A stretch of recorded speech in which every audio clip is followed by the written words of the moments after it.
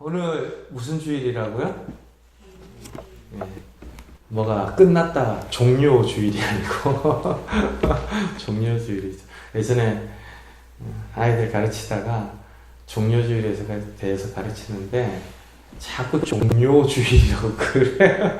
다 끝난 것처럼 그런 것이 아니라 이 주일을 기점으로 예수님의 마지막 한 주 이 공생애가 이루어지는데요. 정말 십자가 골고다의 길을 걸으시면서 우리 모두의 죄를 대속하시는 다 이루었다라고 하는 그 사역들을 감당하는 한 주이죠. 지난 주에 계속 고민이 되었어요. 오늘부터 예수님의 행적과 더불어서 고난의 의미를 살필 수 있는 말씀을 좀 나누어야 하지 않을까 생각을 했는데 사무엘상 말씀을 계속 이어가며 묵상하고 나누어도 좋겠다라는 생각이 들었습니다. 왜냐하면 오늘 우리가 읽었던 본문 말씀이 하나님의 고난이기 때문이에요. 오늘 1절 말씀 한번 보십시오. 우리 같이 읽을까요? 블레셋 사람들이 하나님의 궤를 빼앗아가지고 에벤에셀에서부터 아수돗에 이르니라. 블레셋 사람들이 하나님의 궤를 빼앗았습니다. 이것은 앞에도 없고 뒤에도 없을 만한 굉장히 충격적이고 비극적인 일이거든요. 하나님의 궤는 하나님의 상징이에요.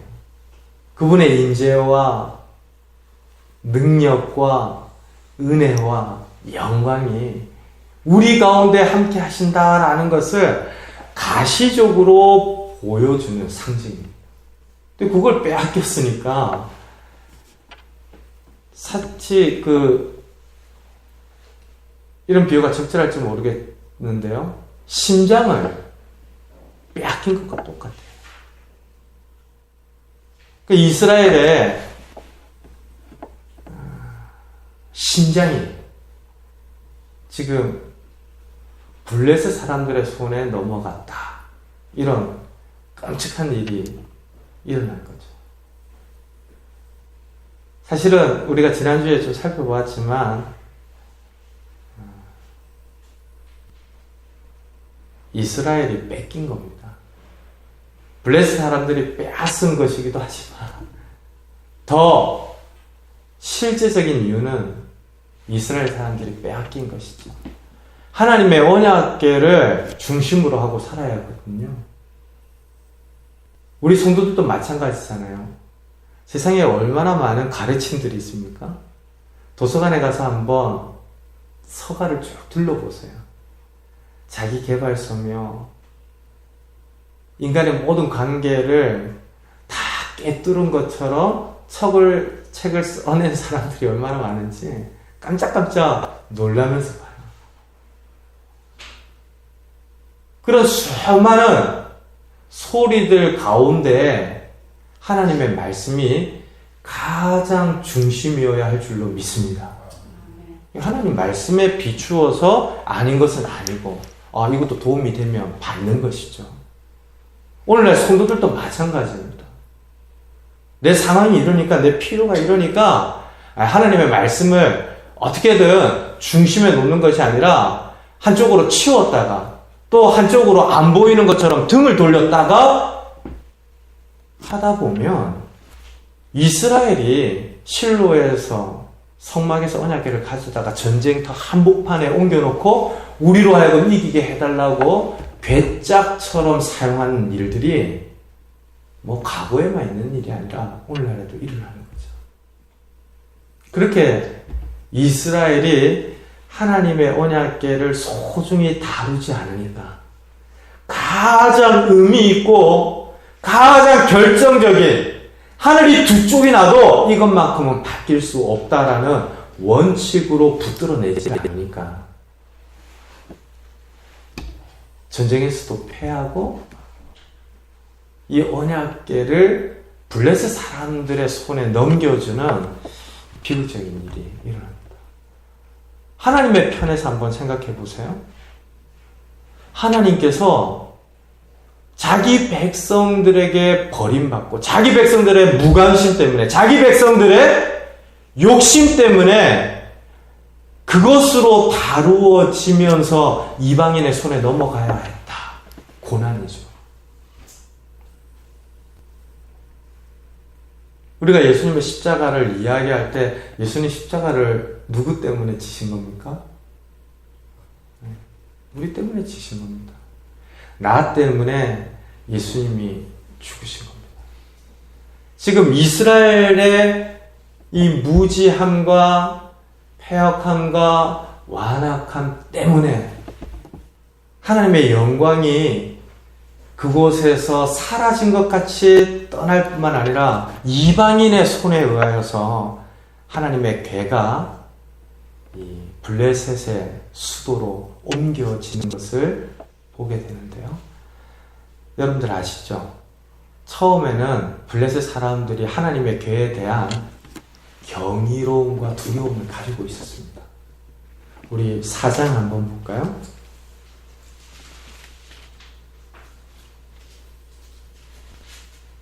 6절에서 8절까지의 말씀인데요. 우리 같이 한 목소리를 읽겠습니다. 블레셋 사람이 그 외치는 소리를 듣고 이르되 히브리 진영에서 큰 소리로 외치면 어찌 됨이냐 하다가 여호와의 괴가 진영에 들어온 줄을 깨달은지라. 블레셋 사람이 두려워하여 이르되 신이 진영에 이르렀도다 하고 또 이르되 우리에게 하로다. 전날에는 이런 일이 없었도다. 우리에게 하로다. 누가 우리를 이 능한 신들의 손에서 건지리요. 그들은 광야에서 여러 가지 재앙으로 애굽인을 친 신들이니라. 지금 하나님께서 행하신 일에 대하여 알아요. 그리고 하나님께서 이스라엘 가운데 임하신다면 큰일 났다.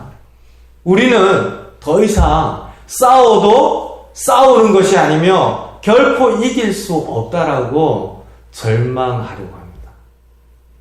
그러다가 누군가 외쳤겠죠. 야, 이왕 이렇게 된 거 죽을지언정 한번 싸워보자.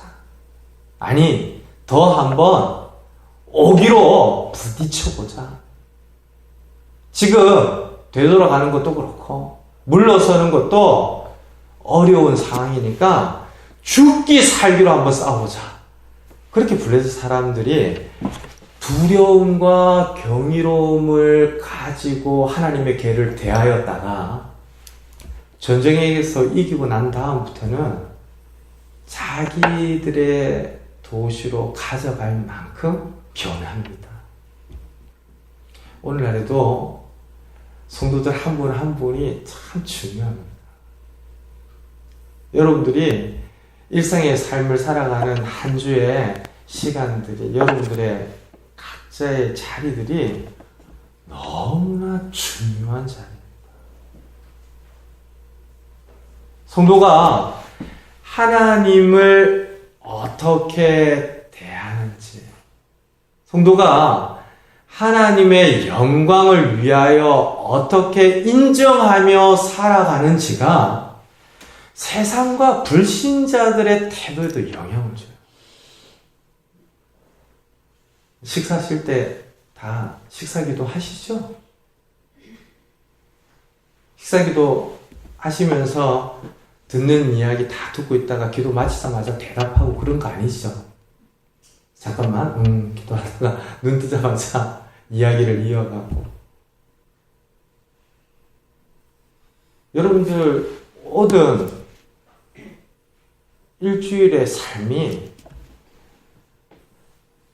언약궤를 향한 블레셋 사람들의 태도를 결정짓는 일과 맞물려 있다라는 것을 생각하면 진짜 중요한 분들입니다. 감사합니다. 저와 여러분들에게 이런 존엄한 역할과 직분들을 하나님께서 허락하신 줄로 믿습니다. 우리가 무엇이길래 그렇게 큰 영광을 우리에게 담아두고 우리를 통하여 증거하기를 원하신단 말입니까? 우리를 사랑하셔서 우리의 허물과 연약함에도 그와 같은 일을 위임하시고 맡기신 것인데요. 이스라엘이 하나님의 궤를 궤짝처럼 다루고 수단과 도구로 전락시켜버리니까 블레셋 사람들도 아는 겁니다. 전쟁에서 이기고 나니까 하나님의 궤가 이스라엘 진영 가운데 들어온다고 공포스러움에 휩싸였는데 별거 아니더라. 그러면서 자신들의 도시로 전리품으로 가져가는데요. 가져가서 어디에다 두었습니까? 2절 보세요. 5장 2절인데 같이 있습니다. 블레셋 사람들이 하나님의 궤를 가지고 다곤의 신전에 들어가서 다곤 곁에 두었다. 고대 운동 당시에 전쟁에서 이기면 상대를 조롱하고 멸시하고 수치스럽게 하기 위해서 그들의 깃발을 빼앗기도 하고요. 그들의 신상을 전리품으로 끌고 가기도 했다 그래요. 우리가 종종 고전과 관련한 글이라든지 영화를 보면 아시잖아요. 전쟁 포로들을 끌고 갈 때 마차에 태워서 곱게 모셔가는 게 아니죠. 전리품으로 끌고 갑니다. 근데 그 당시에는 사람만 그렇게 끌고 간 것이 아니라 대적들을 아프게 할 만한, 대적들이 두고두고 비통함에 휩싸일 만한 심장 같은 걸 가져가는 거예요. 그 당시 사람들의 정신세계를 지배하는 민족의 수호신입니다. 그리고 우리 조선시대에도 얼마든지 있었지만 다음에 왕위를 이어갈 세자를 데려간다든지 뭐 이런 일들이 고대 전쟁의 승전의 결과에 따라서 일어났었어요.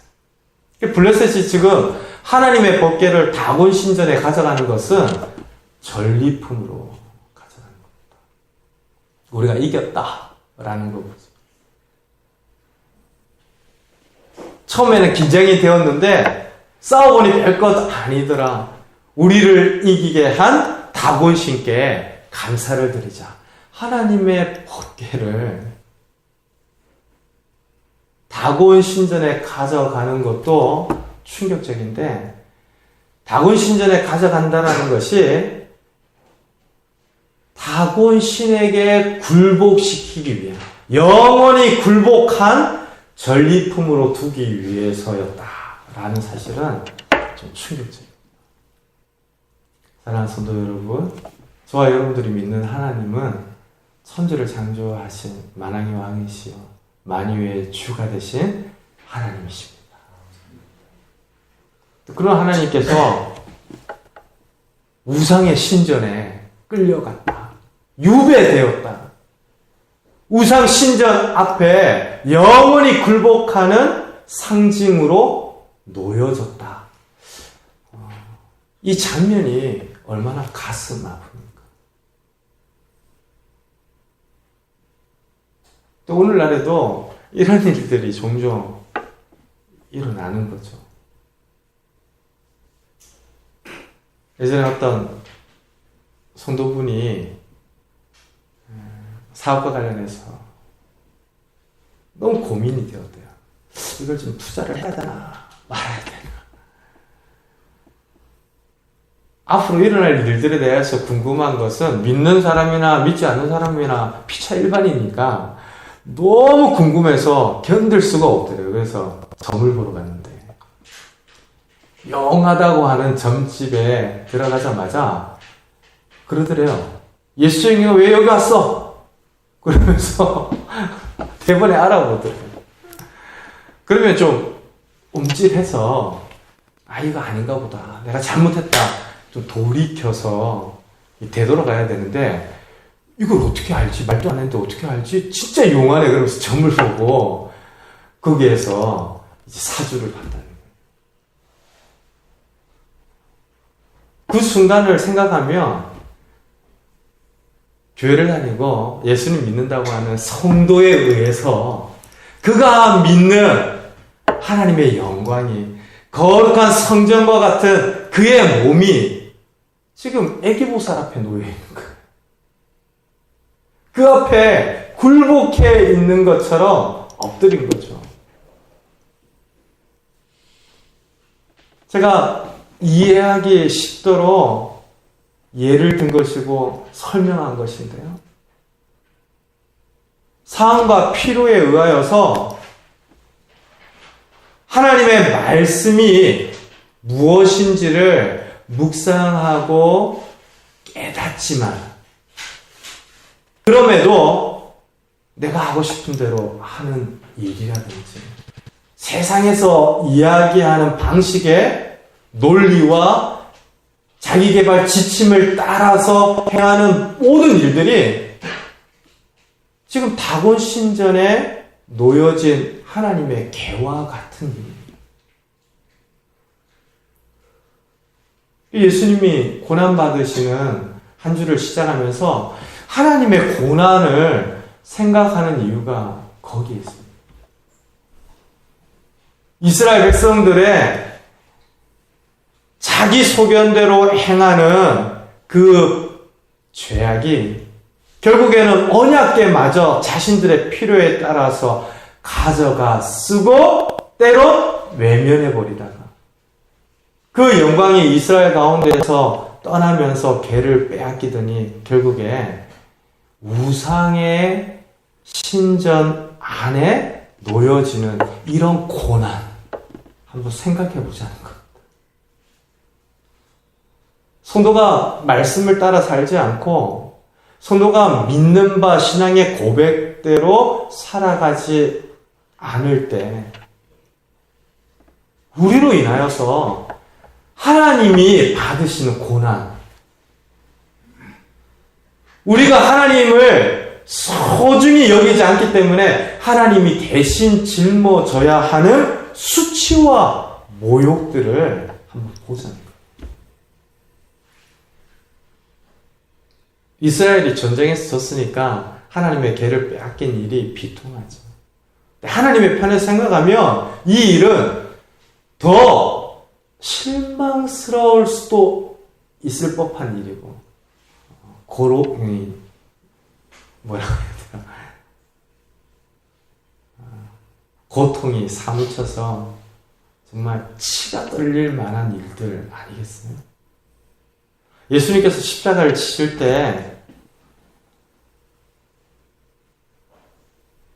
그 예루살렘으로 향하는 길에 끝없이 순환에 대하여서 그리고 십자가를 통해서 받으실 영광에 대하여서 말씀하실 때마다 주님의 우편에 앉길 원합니다. 주님의 좌편에 앉길 원합니다.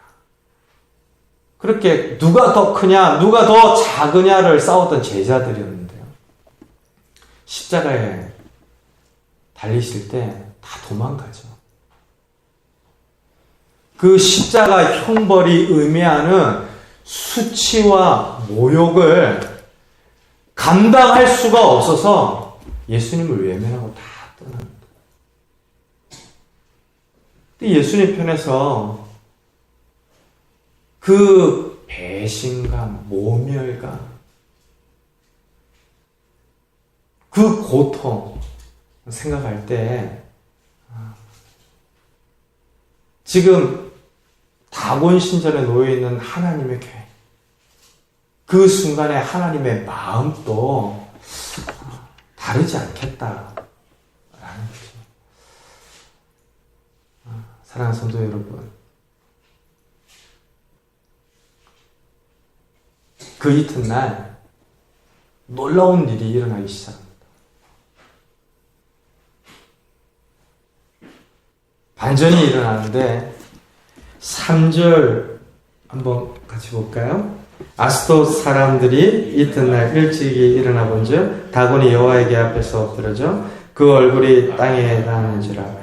그들이 다곤을 일으켜 다시 그 자리에 세웠더니 다곤이 여호와의 앞에 엎드려졌습니다.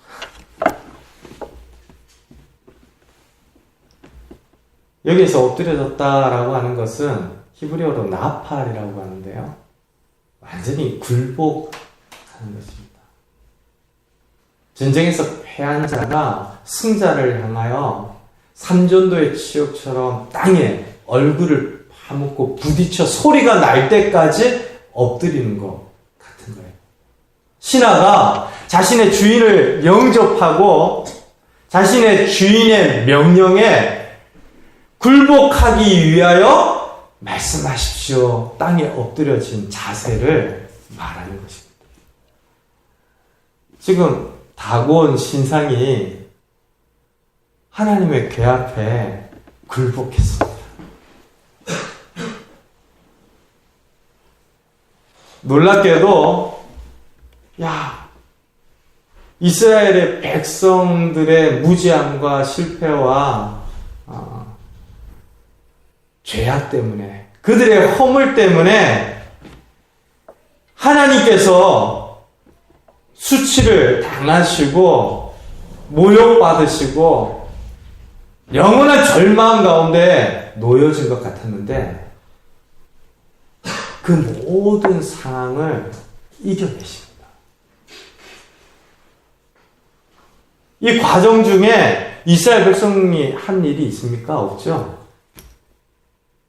이스라엘 백성들은 다 손을 놓고 도망친 거잖아요.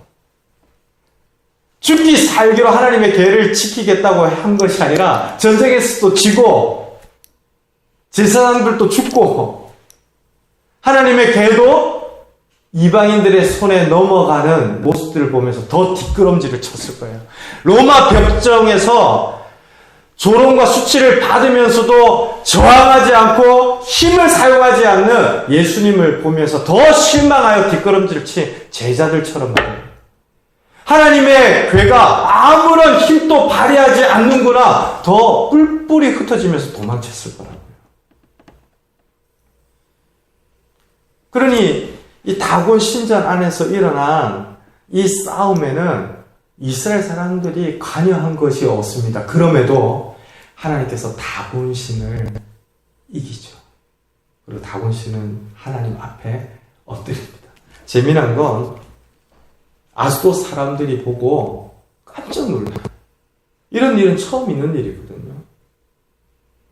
그래서 사람들이 모여서 다곤을 일으켜 세워 제자리에 두었다라고 이야기합니다.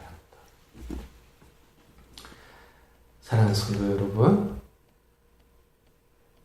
우상의 본질을 한번 보십시오. 우상이 힘이 있는 것이 아니라 우상을 일으켜 그 자리에 두는 것입니다.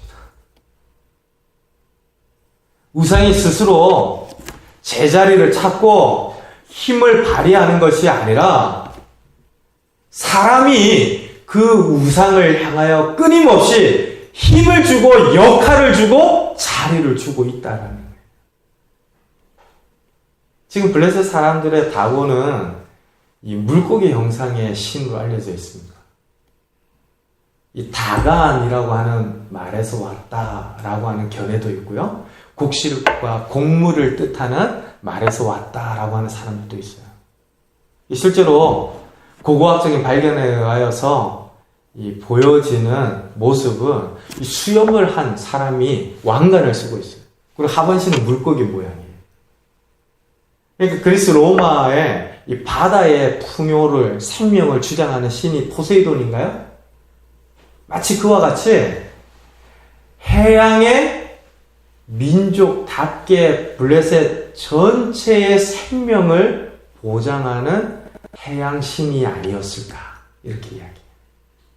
그리고 또 다른 문헌에는 가나안의 농경신이었던 바알의 아버지라고 기록이 되어 있어요. 그러니까 이 다곤은 아주 오래된 우상입니다. 어느 한 시대에 나타나 사라져버린 신이 아니고 풍요를 의미하는, 바다에서나 농경 생활에서나 번식과 생명의 풍요를 보장해 준다라고 여기던 우상이었어요. 근데 지금 하나님 앞에서 그 실상이 드러나잖아요. 다곤 신에 어떤 성품이나 인격 없잖아요. 하나님 앞에 엎드려졌는데 사람들이 와서 일으켜 세우며 제자리에 두었다라는 이것을 보면 오늘날의 우상 숭배도 틀림이 없습니다. 돈이 모든 사람에게만 힘을 발휘하는 것 아니에요. 명예가 모든 사람에게만 죽고 사는 문제 아닙니다. 권력이 모든 사람에게 죽겠다 싶을 만큼 하도가 되는 일이 아니라는 거죠. 끊임없이 그것에 힘을 부여하고 내 삶의 안위를 책임지는 신전의 자리에 놓는 이들에게서 우상숭배, 사람이 만들어내는 겁니다. 하나님 앞에서 그 우상숭배 실체가 드러나는데 제자리에 놓았더니 그 다음날 어떻게 되죠? 4절 보십시오. 우리 같이 읽을까요? 그 이튿날 아침에 그들이 일찍이 일어나 본즉 다곤이 여호와의 궤 앞에서 또다시 엎드러져 얼굴이 땅에 닿았고 그 머리와 두 손목은 끊어져 문지방에 있고 다곤의 몸뚱이만 남았더라. 머리가 있어야 생각을 하죠. 손목이 있어야 힘을 사용합니다. 머리와 손목이 끊어져 나간 용사는 전쟁에서 싸울 수가 없습니다. 지금 다곤 신상의 머리와 손목이 끊어졌다는 것은 이거 껍데기다라고 하나님께서 규명하신 겁니다. 실체가 없는 껍데기를 두고 너희가 참 많이 애쓰고 있다. 그 전쟁에서 하나님의 능력을 드러내시면서 승리하시는 것인데요. 사랑하는 성도 여러분, 이스라엘 백성을 통하지 않고도 하나님께서는 이기시는 분이십니다. 이스라엘 백성의 예물이 없이도 하나님께서는 교회를 일으키시는 줄 믿습니다. 이스라엘 백성들의 수고가 아니어도 하나님은 사망의 권세를 깨뜨리신 우리 주님과 같이 그 뜻하신 구원의 승리를 취하십니다. 블레셋 사람들도 그것을 막을 수가 없고 블레셋 사람들이 민족을 지키는 수호신이라고 여기는 다곤신도 하나님을 견딜 수가 없습니다. 그렇다면 한번 생각해 보십시오. 하나님의 유배, 하나님의 고난이 힘이 없으셔서 일어난 일입니까? 하나님이 약하셔서 일어나신 일이 아니죠. 하나님의 능력과 권능이 또 다른 하나님의 계획과 뜻하시는 일에 쓰여지기 위해서 다곤 신전에 놓여지는 것 같은 고난을 하나님이 택하셨던 것이죠.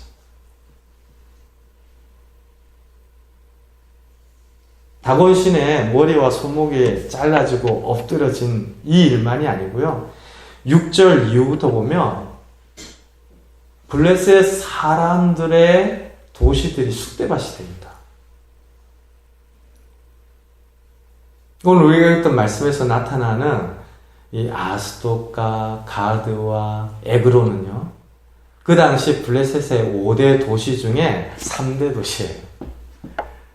블레셋 전체 지경을 마치 정삼각형의 형태로 상징하는 것 같은 이 지점의 도시들입니다.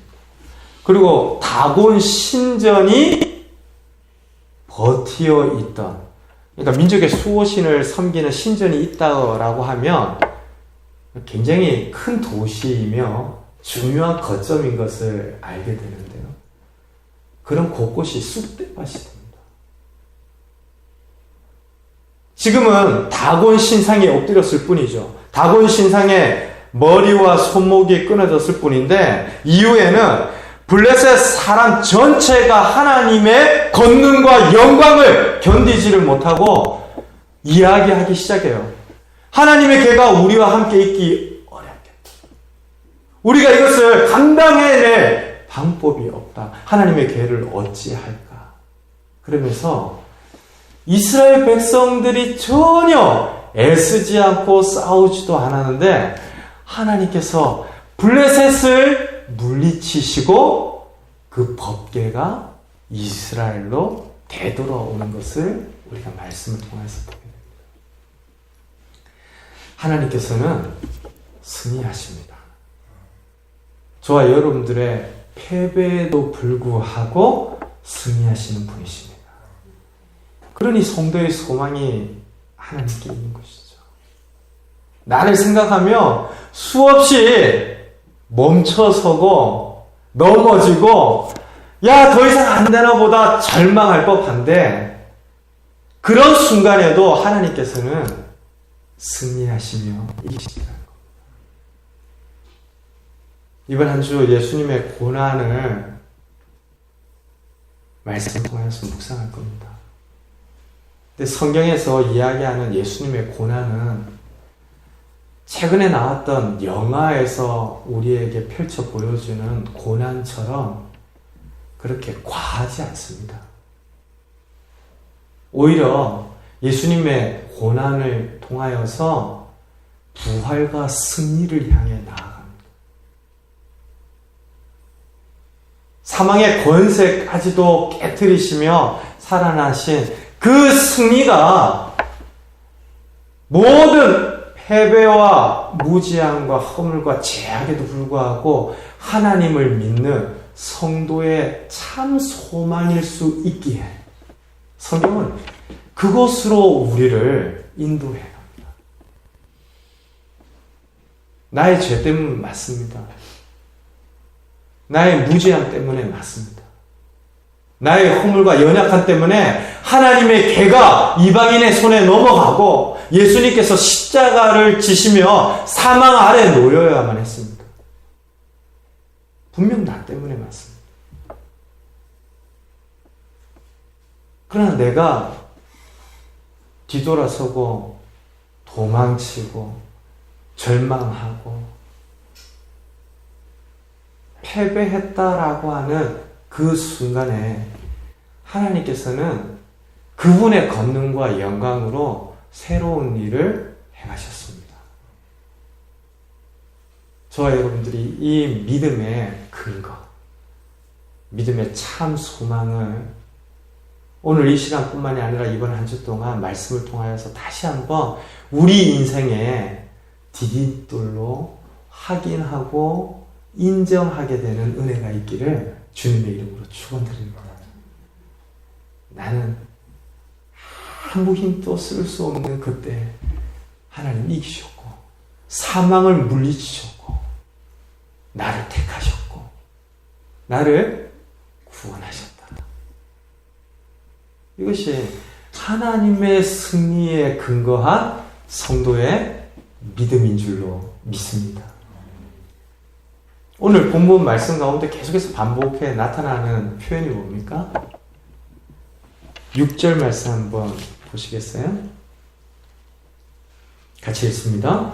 여호와의 손이 아스돗 사람에게 엄중히 더하사 독한 종기의 재앙으로 아스돗과 그 지역을 쳐서 망하게 하니.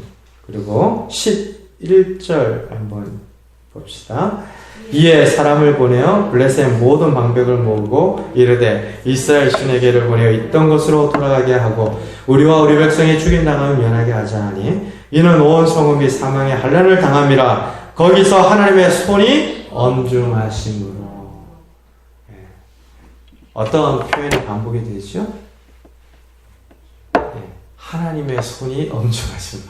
뭐 방백들도 반복되는데요. 이러지 마세요. 오늘 말씀의 제목이 하나님의 손이 엄중하심으로 이유가 여기 있습니다. 여기에서 엄중하다라고 하는 단어가 영광이라고 하는 단어입니다. 무겁다라고 하는 단어입니다. 비느하스의 아내이며 엘리 제사장의 며느리가 죽어가면서 이제 절망뿐이다. 하나님의 영광이 떠났다. 이가봇 할 때 그 가보드가 이 엄중하다 단어입니다.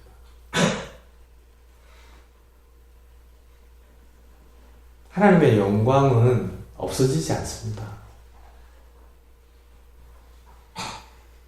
사라져 쇠하여 가는 것이 아닙니다. 하나님의 영광은 하나님 그분 스스로 나타내시며 보이시는데, 이스라엘이 졌던 블레셋을 이기시며 그분의 손이 엄중하시다. 그분이 엄중하시다라는 것을 하나님의 괴를 통하여 입증해 내십니다. 이스라엘 백성들은 괴짝처럼 사용했던 것인데요, 하나님께서는 그 괴를 통하여서 하나님이 영광 받으시기에 합당하신 분이심을 어디서든 나타내십니다. 오늘날에도 성도들이 말씀을 소중히 여기지 않고 내 삶과 필요에 따라서 하나님이 진짜 내게 소중한 분이다라는 것을 지나치며 살아갈 때 오히려 미련스럽고 연약한 이들에게 능력이 되어서 하나님 그분의 영광을 받으시고 나타내십니다. 저는 사역 중에 그런 일들 너무 많이 봤습니다. 공부 많이 했다고 자랑하는 친구들도 만났고요. 진짜 그 가운데에는 들어도, 국내에 있는 누가 들어도 진짜 대단하다라고 할 만한 그런 스펙과 경로를 따라서 움직이는 제자들이 참 많았습니다. 근데 하나님께서 그런 스펙과 성공과 성취를 통하여서 영광 받으시는 것이 아니라는 사실을 제가 숱하게 경험하면서 보았는데요. 정작 하나님께 영광을 올려드리지 않는 그런 가운데 뜻하지 않는 성도들을 통하여서 그분의 살아계심과 능력을 나타내시는 것을 많이 봤습니다. 너 그러면 안 되지. 너가 좀 더 하나님을 잘 섬기면 좋겠는데, 아니요, 지금 제가 해야 할 일 너무 바빴어요. 지금 시험도 준비해야 되고 지금 자격증 이거 너무 정신없어요, 목사님. 제가 다음에 섬길게요. 나중에 알고 봤더니 이 친구보다 더 바쁘고 거기다 직장생활까지 하고 있고 더 어려운 스케줄 가운데에서 목사님 제가 토요일날 목자 모임에 참여하겠습니다. 목사님 말씀하시니까 제가 한번 올 한 해 동안 섬겨보겠습니다. 처음에 기대를 전혀 하지 않았던 곳에서 그 말씀의 능력이 살아나서 역동하며 열매가 되어지는 것들을 많이 경험했어요. 누가 이것을 기대했겠습니까? 사람의 생각으로는 전쟁하는 중에 하나님의 계획을 통하여 이스라엘이 승리하며 영광 받으실 것 같잖아요. 근데 오히려 패배하고 괴를 빼앗겼는데 하나님을 알지 못하는 이방인들에게서 하나님은 영광을 드러내십니다. 하나님의 손이 엄중하십니다. 사랑하는 성도 여러분, 저와 여러분들이 어떻게 살아야 할까요? 이번 한 주 좀 어떻게 하나님 앞에 서야 할까요?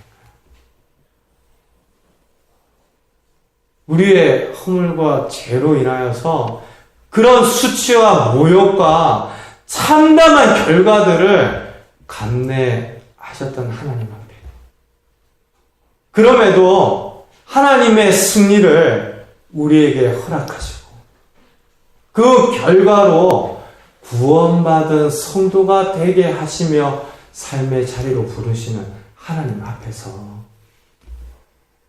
내가 아니어도 영광을 받으시는 하나님이시기에 무심하게 살아갈 것이 아니라, 내가 아니어도 엄중하시며 영광을 받으시는 하나님께서 나를 부르셨기에 이 특권과 부르심의 존엄을 알고, 그렇군요. 그런데도 나를 이렇게 사용하기를 원하시는군요.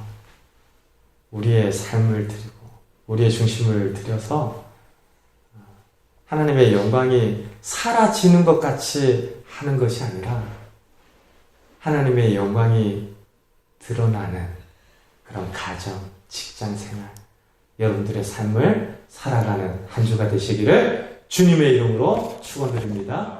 우리 함께